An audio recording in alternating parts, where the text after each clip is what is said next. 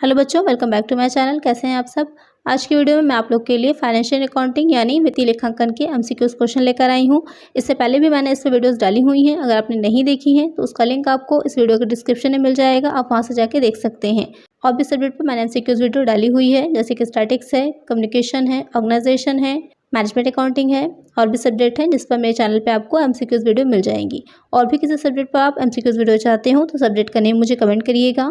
Channel पे नए हो तो जल्दी से सब्सक्राइब कर लीजिए, नोटिफिकेशन बेल को जरूर ऑन करिएगा और वीडियो अच्छी लगे तो लाइक करिएगा। आइए शुरू करते हैं। इससे पहले की वीडियो में 95 तक क्वेश्चंस हो गए थे।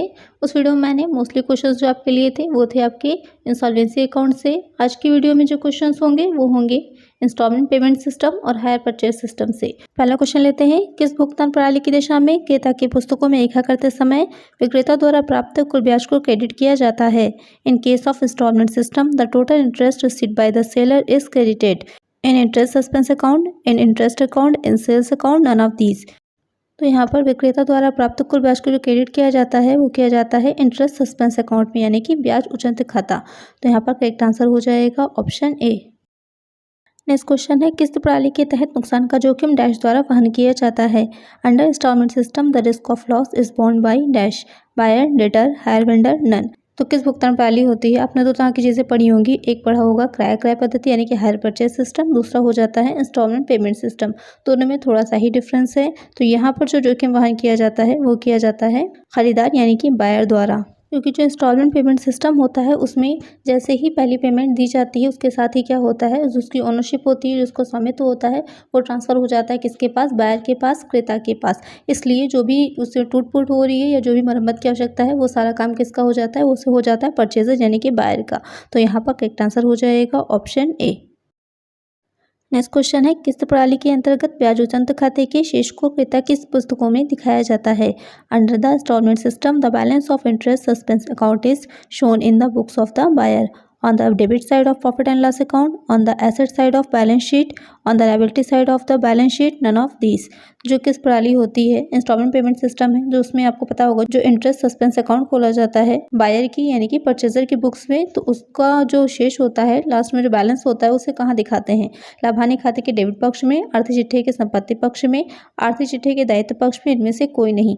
तो दिखाया जाता है आर्थिक चिट्ठे के संपत्ति पक्ष में, on the asset side of the balance sheet. तो यहाँ पर करेक्ट आंसर हो जाएगा ऑप्शन बी। नेक्स्ट क्वेश्चन है, किस प्रणाली के अंतर्गत समझौते पर हस्ताक्षर के समय चुकाए गए रोकड़ को माल के क्रेता द्वारा डेबिट किया जाता है।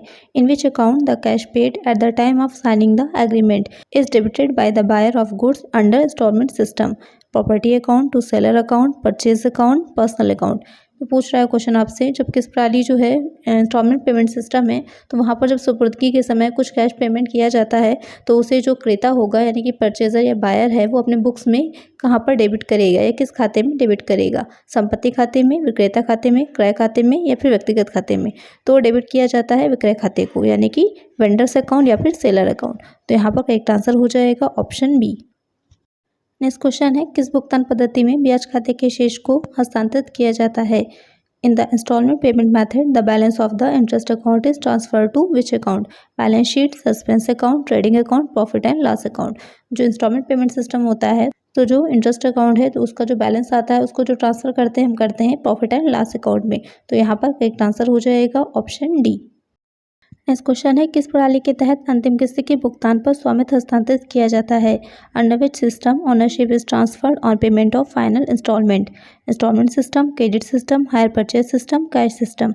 तो कौन सी प्रणाली है या कौन सा मेथड है जिसमें जो आपकी आखिरी जो इंस्टॉलमेंट होगी उस पेमेंट के बाद ही क्या होती है, ओनरशिप ट्रांसफर होती है। किस प्रणाली में, उधार प्रणाली में, क्रय प्रणाली में या फिर नगद प्रणाली में। जो क्रय प्रणाली है यानी कि हायर परचेज सिस्टम, तो उसमें जब लास्ट पेमेंट हम कर देते हैं इंस्टॉलमेंट का उसके बाद ही ओनरशिप ट्रांसफर होती है। जबकि जो आपकी इंस्टॉलमेंट सिस्टम होता है उसमें पहली इंस्टॉलमेंट देते ही उसका जो स्वामित्व होता है, ओनरशिप होता है, वो ट्रांसफ़र हो जाती है। तो यहाँ पर जो आपका करेक्ट आंसर है कि लास्ट में फाइनल इंस्टॉलमेंट देने के बाद जो ट्रांसफ़र हो रही है ओनरशिप तो वो हो जाएगा क्रय प्रणाली यानी कि हायर परचेज सिस्टम। यहाँ पर करेक्ट आंसर हो जाएगा ऑप्शन सी। नेक्स्ट क्वेश्चन है, hire purchase act is passed in the year, क्रय अधिनियम कब पारित हुआ। 1932, 1956, 1972, 1872। जो आपका हायर परचेज एक्ट है वो पारित हुआ था 1972 में। तो यहाँ पर करेक्ट आंसर हो जाएगा option C.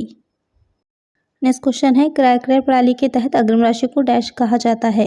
The advance amount under hire purchase system is called dash. Cash price, retail price, interest, down payment. तो आपने देखा होगा कि जब भी आप इंस्टॉलमेंट पे कोई चीज़ खरीदते हैं तो क्या होता है, ये कुछ आपको पेमेंट पहले करना पड़ता है, उसके बाद का जो पेमेंट होता है रिमेनिंग वो इंस्टॉलमेंट में देना पड़ता है। तो यहाँ पर जो फ़ौरन पेमेंट किया जाता है वो कहलाता है डाउन पेमेंट या फिर तत्काल भुगतान।